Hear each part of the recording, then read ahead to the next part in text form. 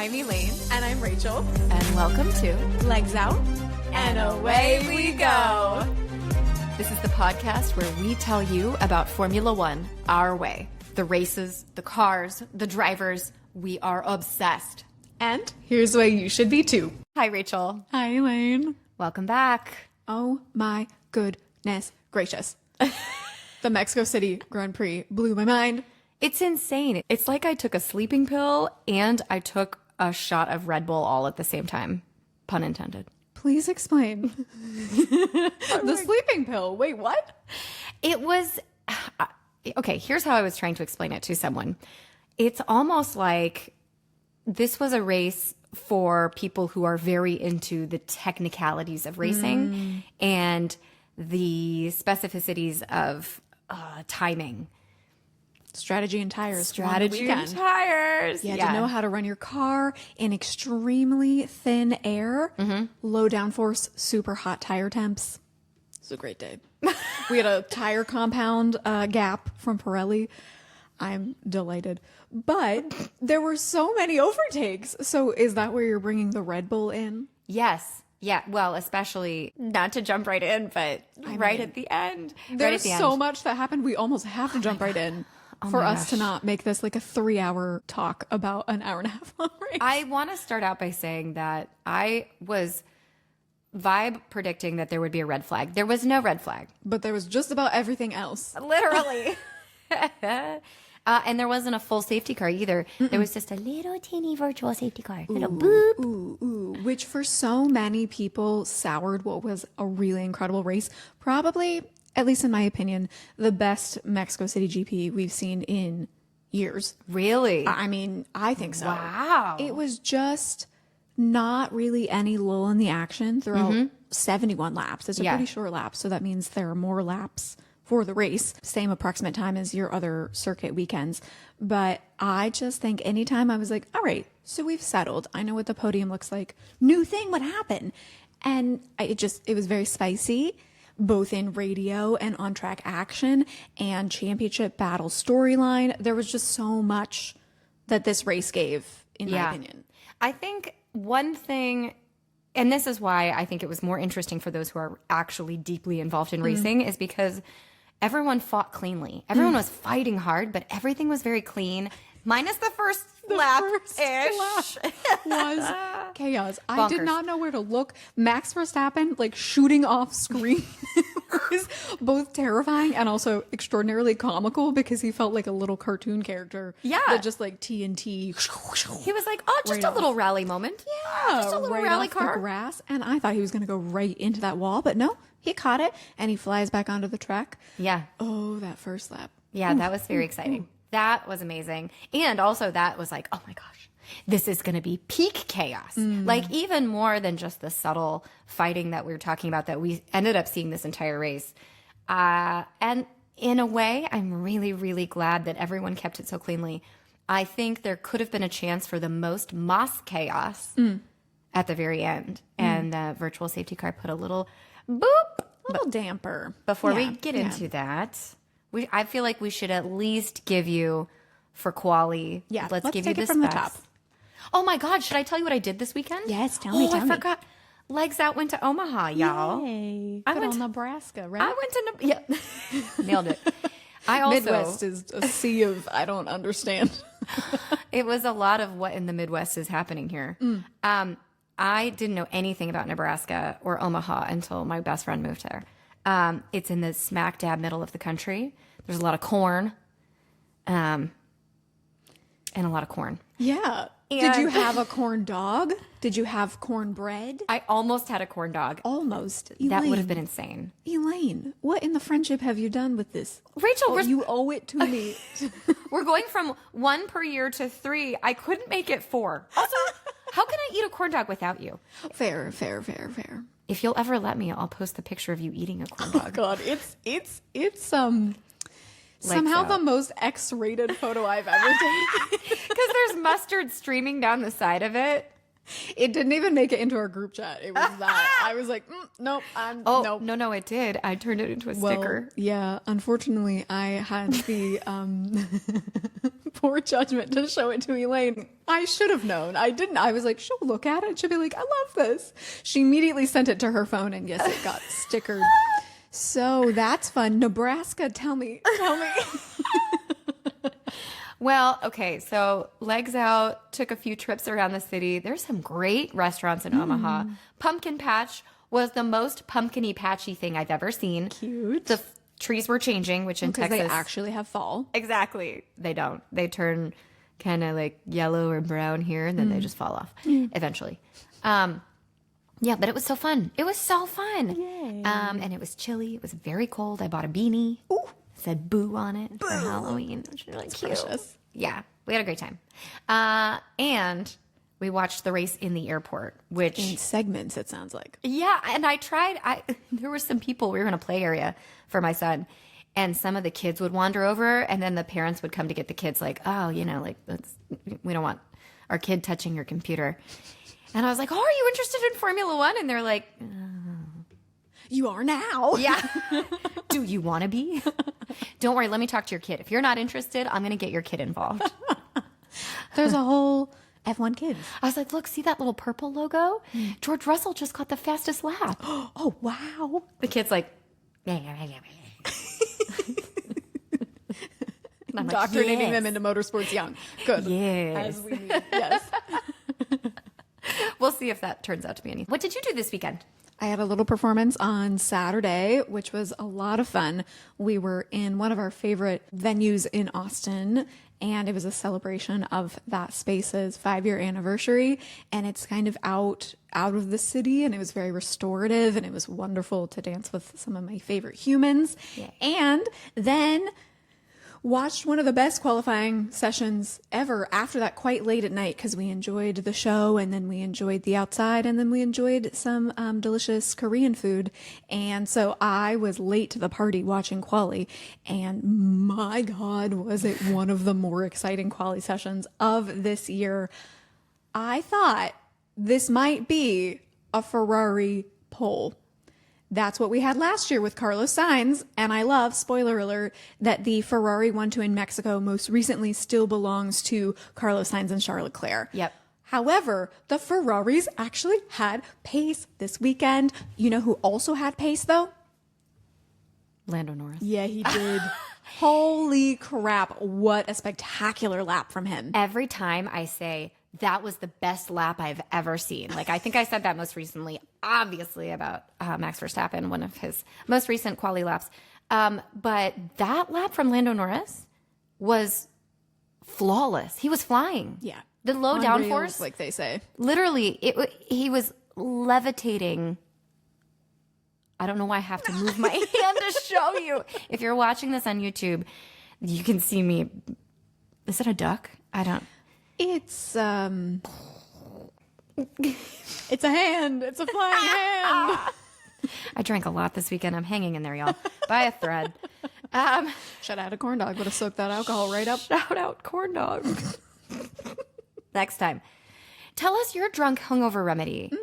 Yeah, if you have a really good one, please write in for a friend. For a friend. Asking for Absolutely. a friend. Not for us. For Legs Out, different duo. Yeah. Okay, so Lando, pole position. It's stellar. P2, Charles. P3, Lewis Hamilton. Yeah. Where is he coming from? That shook me. Wow. I'm not going to lie. And I thought, at least, this is what Max Verstappen does. He all of a sudden waits until the end, and then he pulls the fastest lap out of his tuchus from deep, deep in there. He couldn't do it. There's a lot of talk about butts this weekend. There are a lot of butts. Yep. But Max did not pull it No. out of there. There was nothing in there. Where did he actually end up? So he ended up qualifying in P5. Russell had the fourth fastest lap, which I am not surprised at, because I think the Mercedes have steadily been gaining so much pace, and they're chipping away. I think also Russell, as we will probably discuss, is getting a little bit more fire. The end of the season is ramping up. You can tell the tensions are high. Honestly, the drivers are like, get me the fuck out of here. They're ready to be done, and also ready to like get their elbows out. Yes. So And there were elbows flying. Oh my gosh. Where was our former championship leader? Where did he qualify? lovely. Oscar Piastri actually qualified 8th behind Sainz, but because Sainz had a 5-place grid penalty for causing a collision from the USGP, he ended up in P7. Luckily for him, Sainz ended up all the way down P12. P12. That's where he started. That was unfortunately only the beginning of the shenanigans for Carlos Sainz. We will get to it in the race, but this was not a Chili Pepper Smooth Operator Sparkles weekend. It instead all imploded.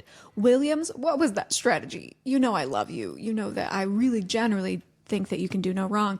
This weekend, everything went wrong. 2 penalties. I said we were not going to get into it, and I'm already... Do it. Bring it. 2 penalties for speeding in the pit lane because the car apparently was just like leaping above the speed limit repeatedly. Can you imagine? said it. It's like when you are trying to learn how to drive a stick shift Yes. and you're just like lurching. That's what it reminded me of. He's like, the car is, something's wrong with this car. It's jumping. He doesn't usually sound flustered over the radio, but Yeah. Carlos Sainz is like, something's wrong with the car. Yeah. That's obviously not his accent, but that's me being flustered. Something's wrong with the car. No, that wasn't it either. We'll leave that one to Carlos Sainz. Okay, I'll get it. I'll practice it. Okay. So your assignment, audience, is sending in drunk food remedies. Yes. Our assignment is accents, which has really been our assignment the entire time we've had a podcast. I can get it. We are questionable. I really like doing accents. Or impressions, I will say. I will work on my Carlos Sainz impression. Yeah, that'll be my homework. All right. We're excited to hear about it. Thanks. Cool. Do we want to move on to the race? Yeah, let's do it. I feel like everyone knew something major was going to happen. Yeah. Like, I sent a message that I said the start felt low-key ominous. And I was trying to delineate the fact that I didn't think anyone was going to be hurt, thankfully, because we have great safety regulations. Yes. Although those were a little bit put to the test here in a few laps. We'll get to that in a second. But it was very much set up for something big to happen in the championship. Max has had this insane momentum all the way through September, through the United States Grand Prix. We get to Mexico, and as you mentioned in quali, something is just not quite clicking. They had to change the car after practice because they were having issues controlling the rear temps, and so they had to compromise their car setup to be both okay in quali and the race. Yep. We knew something was going to happen. Yeah. And it did. It Yeah. did. What happened? Yeah. So we come off the start. It looked like everyone had a pretty solid start. But the chaos ensues. This track is spectacular, by the way. If you are not familiar with this track, look it up because it is fascinating to me. I don't think I realized last year how intricate it is. But anyway, they have this very long straight to hit the turn, a lot like the USGP circuit. But they managed to go into turn 1. And all of a sudden, we have a 4-wide scenario. Four cars.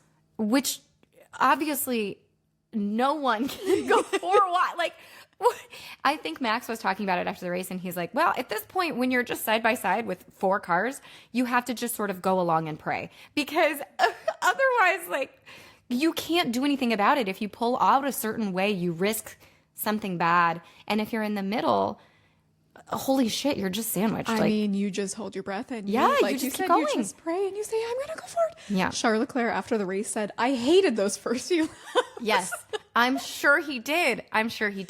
But so we had the 2 Ferraris side by side. We had Max Verstappen on one side, and then on the other side, we had Ollie Bearman. Well, Lando Norris is in that 4, and then Ollie Bearman is back behind there. Literally along right with George. Behind. And I will say, so Ollie Bearman started 9th. Just let that register. 9th.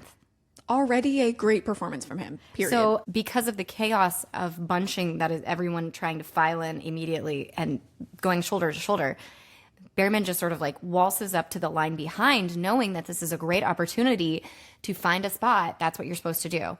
Max Verstappen locks up his rear wheels right as we go into the turn. There, he knew there was absolutely no way he was going to make it.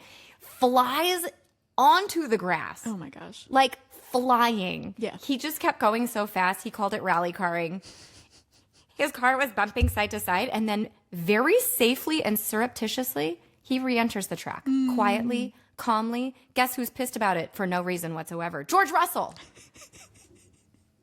I will say, George was angry about absolutely everything. I will also say, those were the words of a Max Verstappen fan, because has Max ever done anything quietly, calmly, surreptitiously? He did today. But that's turn one. There's Yeah, all kinds sorry. of people who were going, oh no, I'm just saying this is racing incident. People are flying off and rejoining. People, well, not Multiple. people. Lewis Hamilton fans are mad at Charles for not necessarily giving a place back. Lewis then continues right after those laps saying, what are we going to do about that? What are Yes. we going to do about that? This leads into our next big altercation, which Max continues to star in. Always. Because he doesn't give anything for free. Well, because Lando has rocketed off into the sky. He did an amazing switch, I will say. So because he was in that 4-wide scenario, at one point Leclerc got ahead of him. And he was able, he did. For 2 seconds, he led the race. We take those 2 seconds and we say, thank you. Yeah. Arigato. And then he flies off. Yeah. Grazie mille. Wait a second. My Italian study has been lapsing a little bit in the wake of Ferrari depression, but Ferrari's back, y'all. So I'm Duolingo. Ferrari You'll see me again. is a language. It is. Sorry, you're trying to tell us about that is the racing, and best. I'm like, oh. I love that the so much. Duolingo Al and I are back to being friends. I speak Ferrari as well. Grazie mille. So yes, ciao is what Norris said. And Norris sails off into the sunset to drink his margarita. Yeah. Because they were in Mexico. Or what Paloma, whatever drink of choice, Ooh, maybe I something love with a Paloma. mezcal. I love a mezcal margarita. Margarita. Elaine, can you tell the good people listening what you think mezcal tastes like? Band-Aids. Mezcal tastes like Band-Aids. Like, not any type of Band-Aid, like the fresh Oh God, no, Band-Aids back to the race. that you opened up as kids and you can just smell it from the package. That's what mezcal smells like to me and tastes like. I hope that Lando enjoyed mezcal to his taste. Margarita. He probably has gone right back to MTC and is like, now's the time because it's time to lead the championship. But he sails off. It's gorgeous. Yes, with such confidence and such precision. We always talk about precision with Piastri, but this was Norris's like coup de grace. This was his cherry on the top, unequivocal starring race. I mean, yeah, chef's kiss to Norris. Yes. Mwah. Fuck you to all of you who boot. Sorry, I'm good.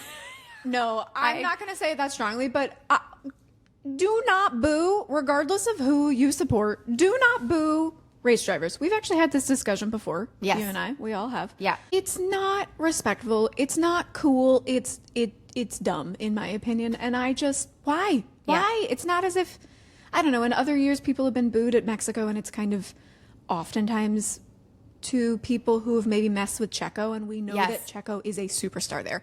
Checo's not even there. Lando didn't do anything. Why are people booing? I do not understand. Do not boo drivers, even if you personally think they're the worst driver in the world. Don't boo them. The commentators were like, I don't understand. Why is Lando... Oh my God, we already spoiled it. Well, okay, so if you didn't know, let's just spoil it now. Norris continues to win the race, and then we have a cool Charles Leclerc in P2 and Verstappen in P3. Yeah. No boos for Verstappen or No. Leclerc. Cheers for Leclerc, Cheers. actually. Yes, big cheers. Not a ton for Verstappen, but Yeah, yeah. but that's better than in past years, frankly. True. I expected them to boo Verstappen. Yeah. Because of what happened with Checo. But yeah, nothing. And the commentators were like, I really don't get it. Why are they booing him? And I was like, were you not at the USGP when tensions were already so high? Yeah. They must be so behind the glass that they can't read with the temperature. I knew from sitting in the stands how hot the temperature was and divisive between the McLaren fans. It's bad, y'all. It's bad. But I wonder if it was McLaren, Oscar Piastri fans who were booing, or if it was Yes. just like the entire... I don't think it's just that. 1,000% think it was. And I will tell you after we get in, when we get into this. Because Cool. I watched the post race. Yeah, we'll try to stay on schedule. We don't do that here. No, that's true. This is a free flowing improv podcast. Sure is. Free flowing improv. Where were we? We were at our little Lewis Hamilton, Max Verstappen, George Russell, good one, Oliver Bearman. All of a sudden are going into, we're like in turn 3 and 4. This is a couple laps in. Now, Max goes for a Max move on Lewis Hamilton. Do I think he steamed in a little bit? Yeah. 100%. 100%. So he and Lewis get pushed, and then Lewis comes back and pushes Max off. And in this, Lewis locks up and takes the escape route, kind of. He goes escape route, which is like the width of a balance beam for like a gymnast. Yeah, it's tiny. How is a Formula One car supposed to stay on that escape route? Don't ask me. But he got off of that and then cuts across the grass and re-enters in front of the battling pack here. Now, about 87 million things were noted and looked at by the FIA. And as usual, we have a range of expectations and feelings for the FIA. But I do have to sympathize with them for a second to be like, they were hit with so many incidents in no time. And they did do their best to get through them all within the race session. We did not have anything, at least that I'm aware of, that was left to, we'll investigate after the race. Thank goodness. That's what I was going to say. At least we didn't have to wait until after the race. So for that, thank you, FIA. Thank you, Brian. They had some problems as well that we'll get to a little further in the episode. But for here, they kind of succinctly got through many of the things that were noted. It was ironic that you're watching Max, Lewis, George, Ollie all battle, and then the very first thing that pops up on your screen is noted Sainz and Lawson. And I was like, wait, this is not where we are. Yeah, we don't even know what's happening with Sainz and Lawson. So George tries to be opportunistic and jump on this battle, but you know who actually wins the opportunity battle is Oliver Bearman, the 20-year-old Haas driver who has already had a spectacular qualifying performance, and he battles Max Verstappen. This is not a clean sweep through while the other 3 cars are off track. Max is on track. Ollie says, thank you, excuse me, I'll be going right through here. Passes Max Verstappen.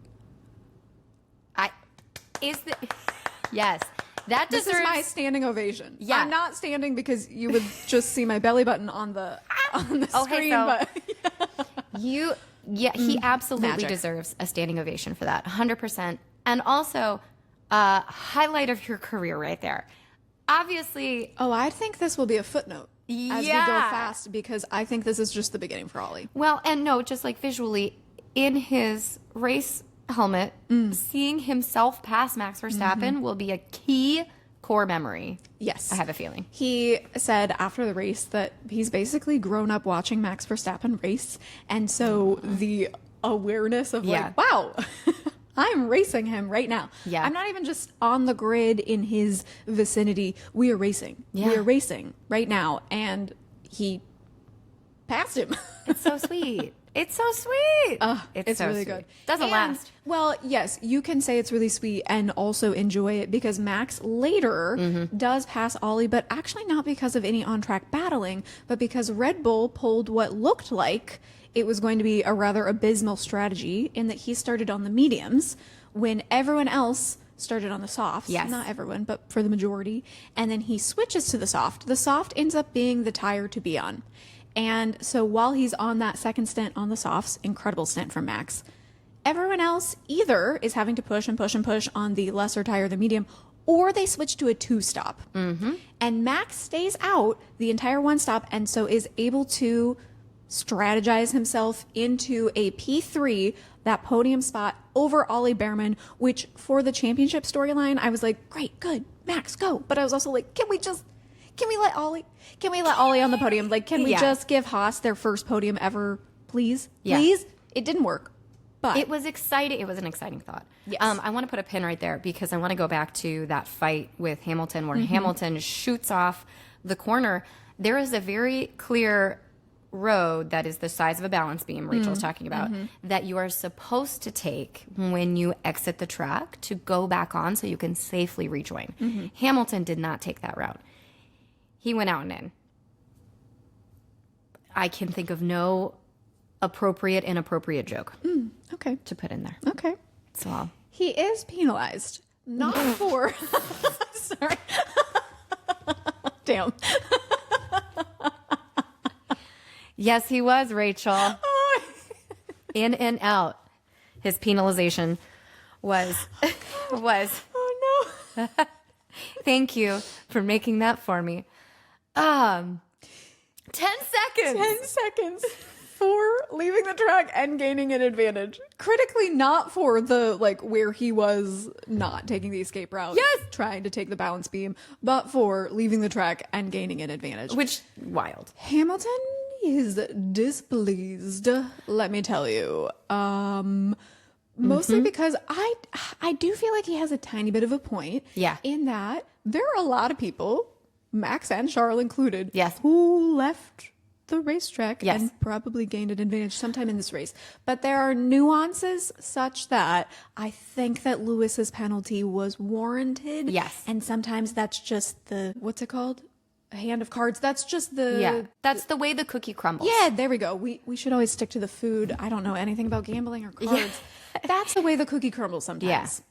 Yeah. And I think he let that get to him, and that kind of plummeted. I think he finished P8. Is that true? Do you mind checking the book? She's the book holder. P8. He just seems to let that like dissipate all of the fiery energy that he had from that great qualifying performance, and then never is able to return, basically. Yeah, I was a little bit shocked. And Jeff said that he thought it could have been a Ferrari 1-2 for a hot second. Okay. I love his energy. I don't agree, but I don't agree either.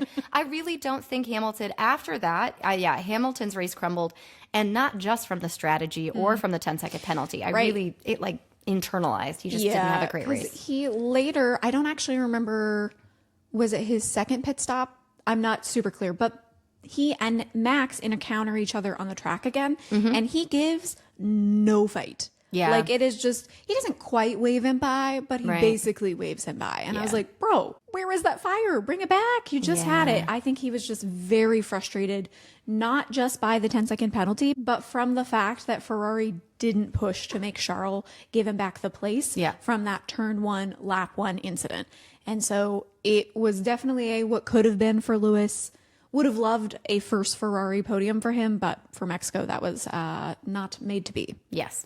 So, as we've spent the last probably 20 minutes waxing about... Unlike the first 3 laps. The first 3 laps were the best of this entire race. Well, that's not even the only thing that happened during the first 3 laps. Do we want to give a moment to the Liam Lawson actually frightening shenanigans? Yes, because, I saw it, but I didn't really pay attention to it because I was so focused on what was going on up front. So tell me about the Liam Lawson incident. This is a actually concerning one. I didn't see it on the broadcast.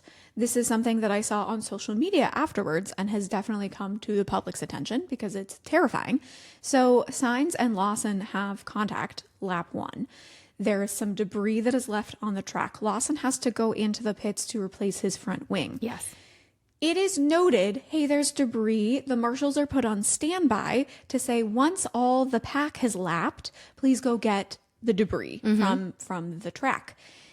It is apparently then rescinded, that hey, standby, because they realize that Lawson has pitted, and so they've noted that. But somewhere the communication breaks down such that the marshals are running on the track in front of Liam Lawson, and Liam Lawson's radio is, I could have bleeping killed them, because they are not far away. It's not just like, oh, in the distance I can see this racing Formula One car. No. Liam Lawson has to have incredible reaction skills that we praise them for all the time. But this time it was used to quite literally save 2 marshals' lives. Wow. This is everything that we need safety regulations for. And this was just a huge breakdown of communication, it seems like. And we will definitely be looking to the FIA for them to continue to dive deep into this and figure out how that can never, ever happen again. So what caused Liam then to retire? Because we had 3 quiet DNFs And then a very loud one. And then a at the very end. loud. I actually still do not know. I think it was probably that damage. Yeah. But this is a difficult one for reliability for the cars because cooling is so hard with such thin air that your parts, they don't have as much resiliency.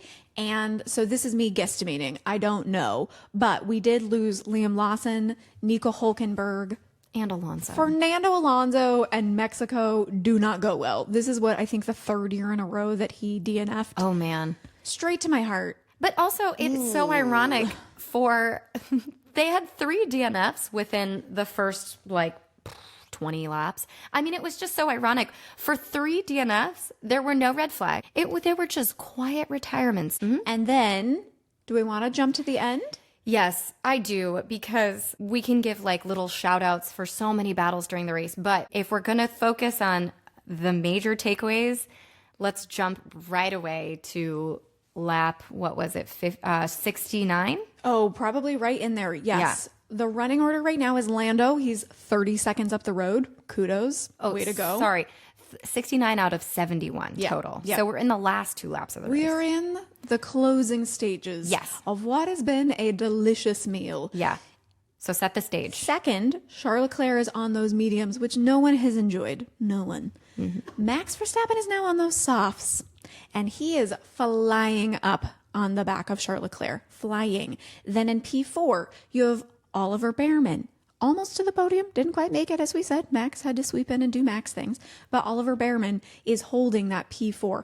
Oscar Piastri has made what is, frankly, a very respectable recovery drive. This is what I need from him. He is now the second in the championship fight, but these calm, collected, what we expect from Oscar performances are what I need through the rest of the season. I will agree. Because you can't always win, but you do need to get it together. Yes. And I will completely agree that those passes that he made were so strategic, so aggressively precise as well. I give him that. That was amazing. Fast forward, though, I was rooting for Ollie Bearman. I'm not going to lie. Of course. To hold it down. Yes. Even same. Yes. As you know, I have some favorites, and those favorites are malleable depending upon the storyline of the weekend. 100%. And Oliver Bearman, I wanted that so badly for him. Yeah. So we are buckling up for these 2 really mega battles that are huge in the actual overall face of the championship. Then Carlos Sainz spins, pulls off in what during the race looked like a perfectly excellent job from him to pull completely out of the way, that marshals aren't going to need to touch him, that no one needs to do anything, and yet a VSC is called. I think fans are angry. I was also a little angry. I was not as angry as everyone else because I was like, as incredible as Charles Leclerc is, that car was a sitting duck at that point because his tires 100% are at the end. He's done everything he can. So for my Charles fan self, I'm like, bullet has been dodged there. The Max Verstappen bullet and the Piastri bullet for Ollie Bearman. However, we have had this just tornado of excellent action, and so for it to be cut at the end, people are upset. My stomach hurt. My stomach hurt because I was so relieved and I was so angry at the same time. It's very strange to have those. Welcome to Formula One fandom. Emotions. Yes, exactly. That is exactly right. This is why you wait to drink the coffee. You wait after the first 3 laps to have coffee, because otherwise your heart explodes. I will say, as a US fan, we very rarely get normal time zone races. I wasn't sure what to do. I hated all day long. And then I sat down for the 3 p.m. race and was like, what am I going to have? Wine? Yeah. So I tried what? No, it's wrong. It's Formula weird. One races are not for wine. No. I needed mimosa. I needed coffee. Yeah. Or I needed something late at night for our Australia, our Asia races. Anyway, point is, we have come to the very end. Yes. Your stomach is aching In from knots. the frustration of this. Because Max Verstappen has closed the gap from 8 seconds all the way up to 0.5. Yep. He is fully in the DRS. 5/10. It was a spectacular stint from him. Really, really, really well done. Because not only was it strategically well played by Red Bull, to the point that even in my notes, I said, well, that was dumb of them to start him on a medium. I was too. And even when they pitted him, I was like, what the fuck? Did they have a slow pit stop? He came out in like P8 mid traffic. I was like, wow, they just fucked his race. But they did. It's almost like we are not strategists. It's almost like we still don't understand. Well, you know, to a certain point, we can do all the studying that we can. We don't have all the data in front of us, and we are continuing to learn. I'm so worked up. I'm going to take my sweatshirt off. Oh, which is really a bummer because you have a very cute Monday, Tuesday, Wednesday, Thursday practice qualifying race sweatshirt on. How precious is that? Yeah. All right, hang on. Oh, thank you. All right, now I feel better. You're unleashed to tell us about the end of the race here. Yes, let me tell you. So the safety car, virtual safety car comes out and everyone's like, wow, they really saved Charles Leclerc there. But also, why? This makes no sense. Everybody's pissed for about 90 seconds. Everyone's full-blown rioting. So the FIA is like, oh, they hate it. They hate it.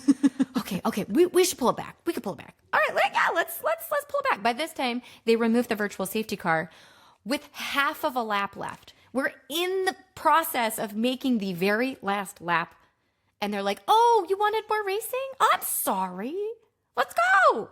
Sure. Crucially, after what was going to be Max's best spot, which was on the long straight, because even though the Ferrari is so fast in a straight line, Max has those better tires and was going to fly by Charles. He was 100%. And Charles said it multiple times after the race. He said that virtual safety car saved my race. Although I absolutely adore the confidence from Ollie, who was like, no, I got it. I was actually a little sad when the VSC came out because I had been storing up some energy. I was prepared. This is what, see? And this is what I read after the races. How dare they ruin the chance for Ollie Bearman to get a podium after Max and Leclerc take themselves out. No, that had not even occurred to me. I hate that. Every time I see end strategy battle from Max, I'm like, oh shit, here it goes. Here we go. Let's go. I just need more Max and Charles battling all the time. Always. So That's good. what I need. In 2026, I need to see Max and Charles. Ideally 1 and 2. That would be really excellent. But even if not always 1 and 2, I just need to see them with their cars right next to each other. Because they're battling it's lovely. It's Chef's amazing. kiss. So Lando flies across, checkered flag, ages ahead of everyone. Very, very, very dominant, resplendent drive. Yes. Leads the championship now by 1 singular point. 1 singular point. Congrats. I could not be happier. If you are mad at him, Choose another sport. Go eat a jelly donuts. Like, come on. Okay, I get it that you think that the favoritism is happening, but it's been happening for 2 seasons now. So wait, you think that they're favoring Lando? No. I think the swap and favoritism has been happening. Oh, the here's General McLaren shenanigans. Okay. Buffoonery. And here's what I have to say for that, which is that after the race, in the post-race interviews, a reporter asked Lando Norris, they said, oh, all of the boos, we did a poll in the audience. The people in Mexico City are mad at you for taking the 3 points that should have belonged to Oscar when the strategy team messed up and had that pit stop mess up. So they think you should give those points back. We asked them what you could do to make it better. They think that you should give the points back. And that exactly was Lando Norris's response, which is like, what the? If he basically was like, he can have them. Like, This is top level sport, dear God. And then he said, remember that time in Budapest? Did he say that? Yes, he did, motherfuckers, because it happened. I am not the only one who was dying on the Budapest hill. He's like, hey, remember that? Remember that, motherfuckers? I do. They screwed my race. And he's made sure to say, Oscar deserved that win. They made me switch with Oscar, and it was a deserved win. I don't have any beef with Oscar. But that's tit for tat. So don't come after me because they made it. It's just like, it's all done. It's all done. We can all take a big nap, have a big drink, and restart. I'm just thrilled. Obviously, my vote for the three of them, I want Oscar Piastri to win. We all know that. Right. However, this is, I don't remember the stat. This is the first time in many, many years that the lead has changed this close to the end of the season. We are being delivered, again, a meal. Yeah. My God. A feast. I'm so excited because while Max basically needs to win every single race of the season, we have a real battle between Lando and Oscar, not a 30-point one that we were at kind of in the malaise in the middle of the season. There are real things that could still happen, and Brazil is happy hunting for all three of them, basically, because in the dry, I think the McLarens are going to be excellent. Yep. Still, I think that that's Lando's track over Oscar's, but in the wet, there is absolutely no one better than, like, Senna, obviously, but Max Verstappen. For those who are still with us. Yes, exactly. Yeah. I am so like vibrating, so excited for the last few races of the season. This could not be better poised. And Brazil last year. Unless if Charles Leclerc was up in there too, it could be a four-way fight. But you know, that's true. It is what it is. I don't want to take that away from you. Look what he achieved. Yeah, I actually am so excited. I am thrilled. Look, 2 for 2. Hulkenberg's up in P4. I don't care. 2 for 2 Ferrari podiums. I'm thrilled. However, we actually can't end the episode without talking about the spiciest human that has existed really on the planet on Sunday, October the 25th. Who is it? Is it a mild-mannered, blonde British man? I mean, George Russell is the one that ate the spicy Cheerios.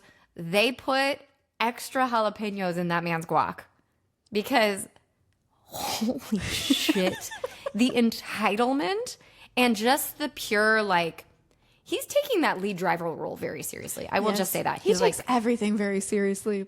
And I have some qualms sometimes with him, but I appreciate that about him. Like Hamilton left and he's like, listen up, everybody. I'm big man on track now, okay? Mm-hmm. You listen to me. Here's what we're going to do. Marcus Dudley, you included. 100%. So I was looking up the radio, and I'm going to have to confirm this, but there was a lot of talk about cars being up his bleep hole. That's maybe worse. Should have just said it. Those cars up his bleep hole were so bleeping hard. Sorry, everyone. That's terrible. I was looking for the transcript and a video popped up from 2023 Best Radios. And it seems as if this is not the first time he has used that particular... he likes things up his bleep hole. Oh. That wouldn't surprise me. He did not enjoy Piastri being there. And he is furious multiple times throughout the race. He wants to switch with his teammate, Kimi Antonelli. His team engineer, or his race engineer, is coming on the radio saying, hey, you need to take care of your tires. And this is when he pulls out the, there's a car up my bleeping bleep bleep bleep. Do you want me to let him pass? Would you like me to let him through? Because I can. Is that what you want? And the race engineer is like, no, of course not. He said, just checking. The most mild-mannered, by the way. This man was like, oh, cheerio, George. You having a good race? My favorite is the reminder to him saying, you do have to watch your rear tire temps. And he's arguing back and forth. Of course, George, very irate. And Marcus Dudley just comes back on and says, we understand. You still have to watch the temperatures. And I was like, the gall, the absolute gall to say that to a Formula One driver who is, like you said, full of spicy Cheerios, spicy guac, whatever he had eaten that day. I mean, he was on one. He was on fucking fire. That was the craziest. And I mean, I knew it was going to happen the minute it started in with him saying that Verstappen should give the place back to him when he was behind Max Verstappen when they went through turn one. Like, he was nowhere near. I mean, relatively, he was nowhere near Max Verstappen. And then Max Verstappen joined the track right where he exited. He had no advantage in that scenario. But, of course, he should give it back. Well, you know George. George is an Australian Shepherd. He is constantly trying to herd everyone where he wants them to be, including and making sure no one has any fun. No including fun his can teammate. be heard. Yeah. Yeah. And you know, switch me, which I agree with, by the way. I do think at the beginning they should have switched him and Kimi Antonelli. Oh, yeah. They waited way too long. They waited too long for that. I mean, he was like, what's taking so long? And they were like, yeah, so your tires. You should really think about your tires. And he's like, okay, let's focus on the race first. And they did switch him. It didn't turn out, it did for a while turn in Georgia's favor, but not for forever because Piastri did end up making it through. And he never ended up catching up to Bearman. And so Antonelli gets on the radio and says, we should switch the place back. So calm, so level-headed, as if he's been like, that's fine. I know how this is going to turn out. I'm going to watch my very angry teammate race in front of me, but don't worry, this is going to come back to me. And I was like, good job, little 18-year-old Italian teenager. Well done. Who has the balls to be like, hey, that guy, he's so pissed. He wanted my place, but now he didn't do what he said, Formula so now One you have to give it drivers. back. That's who has the balls. Every single one of them. That's who has the balls. And they did. They swapped. I couldn't believe they swapped. This was one instance I didn't think they needed to. Russell offered, though. Russell is the one who said, if I can't get it done, you can swap up stack. And I respect that about him because he is a whiner. 100%. He is a rule follower to a T. So when he set his own rules, he then had to follow his own rules. And I do appreciate that consistency about him, even while he is firing some swear words. Do you remember how, like, last year, everyone was really concerned about swearing, and all of a sudden, no one said anything about it? That was one of the articles that I actually pulled really? up. Okay. Was Fox Sports apparently has an article entitled, Must Change. Star unloads in foul-mouthed radio rant, doubles down over track radio. Okay, so some people are still talking foul-mouthed. And it's a picture of George Russell. I feel like British thing. Foul-mouthed. If you want to try to come after George Russell now for these, like... Actually, it was some pretty foul-mouthed things. It was not just an F word placed here and now for emphasis. It was it was some graphic description. Bleepity bleep bloop bloop. Bleep holes. Did you have any other radio that you loved? Tell me. I did. In fact, there was one radio that I actually couldn't get the exact verbiage of the radio, but it's GP's radio to Max. Oh, my word. It was like the stuff, it's the inspirational poster that you want to read every morning when you're brushing your teeth. And it was right after the final pit stops had happened. People were switching for the 2 pit stop strategy, and Max is on the 1, so he has not pitted. And you hear GP get on the radio, and he said, go get him. That's your man. This is why we come racing. Mm-hmm. This is why we're here. This is why we do this. Now go race. Now do it. It was the best words of encouragement and the most inspirational message I've heard from him. Like, all right, everyone in Elaine's life, we're taking notes. This is how Elaine likes to be encouraged. I do. Words of affirmation. This is why we go. This is why we come racing. Actually, he says, not go racing. This is why we come racing, which is an interesting. Exactly. I don't know why that made it more strong for me, but I agree with you. There was something in the verbiage. Yeah, and like also, we're in this together. Mm-hmm. This is why we do this. Remember why you're here. Yeah. Remember your why, I suppose. Exactly. And he did. Damn, did that work? Yeah. That was like a shock of great popsicle down the pants. Like it like really just sort of pushed. I don't know where that metaphor came from, but okay, I was about to ask. It's not an expression I've ever used before in my life. Well, here we are inventing new things. Like we said, free-flowing improv podcast. I thought when you said GP, you were going to highlight the moment where GP left his radio on. Oh. And he asks, because the race engineer and the race strategist are different roles. So it's not like GP is being therapist and also having to do all the extreme maths and predictions, basically, that the race strategist is doing in front of their computer. But GP definitely leaves his radio on to Max when he asks the race strategist, so are we on a 1-stop or a 2-stop? Where are we right now? And Max says, I can hear everything. Which at the time that it was broadcast, I was like, oh, that sounds not great for you guys. But then this was like moments before we saw it uncovered that actually we were at a precipice of 1 or 2 stops. Exactly. Anything else from this insane Mexico race that we want to touch on? I feel like there are 5,000 things we could touch on here. But I think the main thing to take away is let's go Lando. Let's, keep pushing. And even in the post-race interview, he had a little bit of like a, who cares? I just laugh at the haters. Like basically it was like, who cares if they're going to boo me? Like I'm doing it and this is great. And that was really good to see from him too.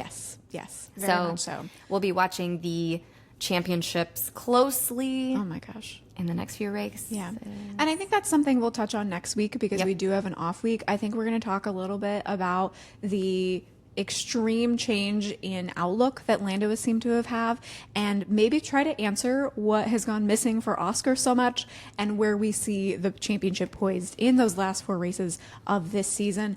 I am now hitting the point in the season where I'm like, no, it's almost over. No, I was just used to the fact that I have F1 all the time. Yeah. And then we're going to go into the bleak winter months. Oh, so sad. But there's going to be just like an explosion of competition before the end. So yes. And we are working diligently behind the scenes to set up some other interviews for us during the off season. So hopefully we can bring you some cool content too after your spirit has died. Juicy stuff. Yes. Well, all right. That was amazing. Yay! Can't wait for Brazil. Mexico. Oh yeah, can't wait for Brazil. Yes. Follow us. We'll do predictions next week. Yes.